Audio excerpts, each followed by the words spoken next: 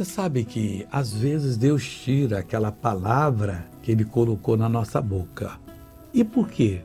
Porque nós não estamos usando ela. O salmista entendeu, eu não sei se foi o rei Davi que escreveu o Salmo 109, mas parecia com ele. É tipo de pensamento de Davi. Ele entendeu e disse assim: e de minha boca não tires nunca de toda a palavra da verdade. Pode tirar um pouco, ele desprezou, Deus está dando um susto dele, mas de todo não. Porque na hora que ele se acertasse com Deus, ele ia usar essa palavra. Ô, meu irmão, vamos aprender com os homens bíblicos, essas pessoas que serviram a Deus, que escreveu a Bíblia Sagrada, para nós sermos abençoados. E continuou o rei Davi falando: pois me atenho aos teus juízos.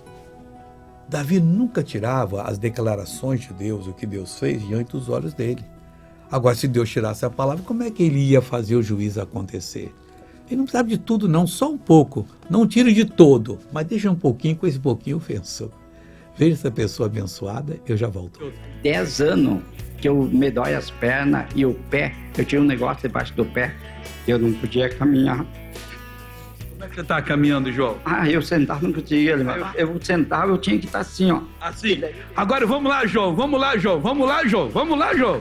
Você está curado, homem, vai para casa.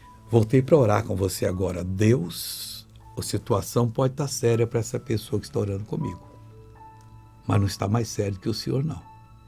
E eu agora uso a tua autoridade, a fé que o Senhor me deu, e eu paraliso toda a ação do inimigo na sua vida. E eu mando, crê comigo agora, hein? Toda obra maligna sai, não volte mais, em nome de Jesus. E você diz amém.